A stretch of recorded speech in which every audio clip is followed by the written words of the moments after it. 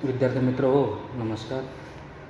आजच्या तासिकेमध्ये आपण BA द्वितीय वर्ष आणि आपल्या अभ्यासक्रमास असलेली व्यंकटेश माडगूळकर यांची एक महत्त्वपूर्ण कादंबरी म्हणजे बनगरवाडी ही होय.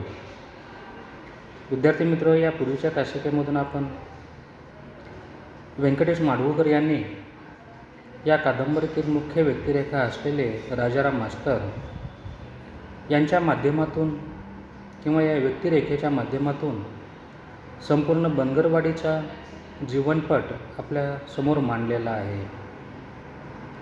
राजाराम मास्तर आपलं जे मूळ गाव आहे त्याचा उल्लेख आपण या पूर्वीच्या तासिकेमधून केलेला आहे.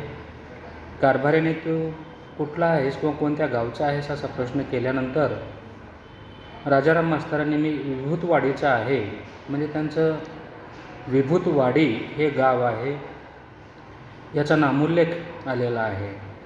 विभूतवाडीमधून ते बनगरवाडीला शाळेमध्ये रुजू होण्यासाठी आलेले आहे आणि एक आपुलकीने चौकशी करणारे त्या गावचे कारभारी हे राजाराम मास्तरांना भेटतात. आस्थेवाईकपणे चौकशी करतात, शाळा कुठं आहे दाखवून देतात. जेव्हा राजाराम मास्तरांना भूक लागलेली आहे तेव्हा स्वतःच्या मुलीच्या हातून म्हणजेच अंजूच्या हातून, तिला अंजी असं या ठिकाणी म्हटलेलं आहे, तिच्या हातून पाणी या ठिकाणी आणून देतात आणि विभूतवाडीमधील काही लोकांची नावे त्या दोघांच्या चर्चेमधून आलेली आहेत. इथे त्या पात्रांचा किंवा त्या नावाचा उल्लेख नाही, परंतु कारभारी विभूतवाडीतील माहिती विचारल्यानंतर तू आमच्यापैकीच एक आहेस, म्हणजे हा राजाराम मास्तर देखील कदाचित धनगरच असावा असा एक अंदाज, असा कयास आपण या ठिकाणी बांधू शकतो. कारण कारभारी म्हणतात की तू आमच्यापैकीच एक आहेस. आणि राजाराम मास्तरांच्या मनामध्येही एक प्रचंड आशावाद निर्माण झालेला आहे. कारण जेव्हा दादू त्यांना सर्वप्रथम भेटला होता गावामध्ये, तेव्हा त्याने जे आपले विचार मास्तराच्या बाबतीमध्ये व्यक्त केले होते त्यामुळे ते निराश झाले होते. कशाला आपण या गावी आलो, आता सरळ परत जावं आणि नोकरीचा राजीनामा द्यावा असा एक विचार त्या दादूच्या बोलण्यातून राजाराम मास्तरांच्या मनामध्ये आला होता. परंतु हा विचार त्यांनी आता दूर लोटून दिलेला आहे. कारण कारभाऱ्यांनी इतकी आस्थेवाईकपणे चौकशी केलेली आहे, मदत केलेली आहे आणि त्यांची जी भावना आहे, त्यांचा जो विचार आता बदललेला आहे आणि त्यांना वाटतं आहे की बनगरवाडीमध्ये असेच कारभाऱ्यासारखे जर 10-5 माणसं मला जर मिळाली तर मी निश्चितपणेच माझं जे कर्तव्य आहे अध्यापनाचं, मुलांना शिकवण्याचं, ते मी अतिशय चांगल्या पद्धतीने करू शकतो. जितका कालावधी माझा या नोकरीचा या गावामध्ये आहे तो कालावधी मी अतिशय यशस्वीपणे पूर्ण करू शकतो. एक अशी आशा राजाराम मास्तरांच्या मनामध्ये निर्माण झालेली आहे. म्हणून अशी जर माणसं मला मिळाली तर माझं इथे राहणे सुसह्य होईल, कुठलीही अडचण येणार नाही असा विचार राजाराम मास्तरांच्या मनामध्ये आलेला आहे. विद्यार्थी मित्र हो, कारभाऱ्यांचं आणि राजाराम मास्तरांचं हे बोलणं झाल्यानंतर पुढे राजाराम मास्तर जेव्हा त्या शाळेमध्ये बसून राहतात, कारण पहिलाच दिवस आहे, तेथील जे यापूर्वीचे जे शिक्षक होते या शिक्षकांनी या वर्गखोल्यामध्ये किंवा शाळेच्या इमारतीमध्ये काय सामान ठेवलेलं आहे याचा भाग पुढे वर्णन केलेला आहे, तोही आपण या ठिकाणी पाहणार आहोत. अशीच 10-5 माणसे निघाली तर मला इथे राहणे सुसह्य होईल असे वाटले. जरा वेळाने निरोप घेऊन म्हातारा रानात निघून गेला. आता म्हातारा हा जो शब्द आहे हा कारभारी यांच्यासाठी वापरलेला आहे. तर यांनी एक आपल्या संवादाच्या माध्यमातून कादंबरीचं प्रवाहीपण किंवा कादंबरीचा आशय पुढे पुढे चालत असलेला आपणास दिसून येतो. कथानकाला थोडीशी गती मिळताना दिसून येत आहे. थोडा वेळ म्हातारा आणि राजाराम मास्तर त्या ठिकाणी एकमेकाशी बोलतात. राजाराम मास्तरांचं जेवणही या ठिकाणी झालेलं आहे आणि थोडा वेळ थांबतात आणि थोडा वेळ थांबून मास्तरांचा निरोप घेऊन, म्हणजे तू आता आराम वगैरे कर किंवा तुझं जे काही काम वगैरे आहे हे तू कर असं कारभारी त्यांना म्हणत असतील. ते निरोप घेऊन असा शब्द आलेला आहे.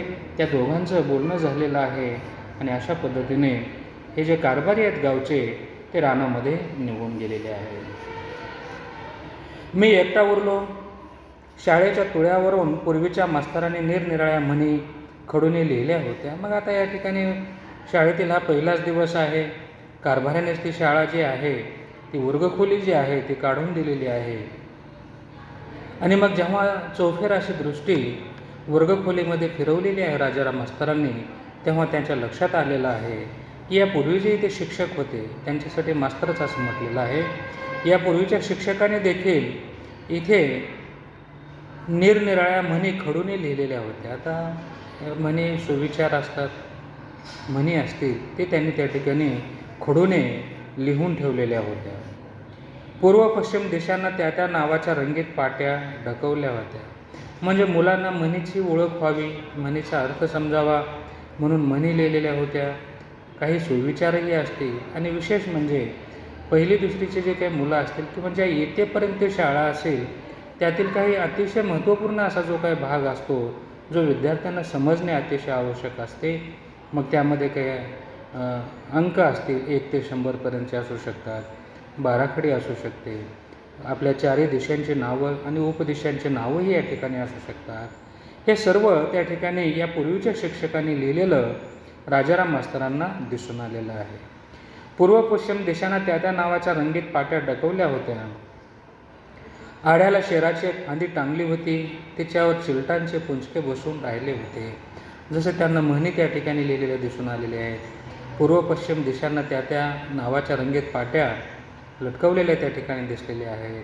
त्याचबरोबर आड्याला एक शेराची फांदी टांगलेली होती आणि त्या फांदीवर चिलटांचे पुंजके बसून राहिले. ते लहान लहान जे चिलटं असतात, तुम्ही ग्रामीण भागामध्ये जर पाहिलं तर असंही या ठिकाणी ते चिलटं त्या ठिकाणी दिसून येतं. त्याचं पुंजकं म्हणजे अतिशय मोठ्या प्रमाणामध्ये एकत्र त्या फांदीवर ते लहान लहान चिलटं बसून असलेली लेखक राजाराम मास्तरांना दिसून आलेले आहे. किलच्यातून जागा मिळेल त्या ठिकाणी चिमण्यांनी घरटी केली होती. इतकं ज्या पद्धतीने त्यांना इथे चिलटं दिसून आलेले आहेत, चिलटाचे पुंजके दिसून आलेले आहेत.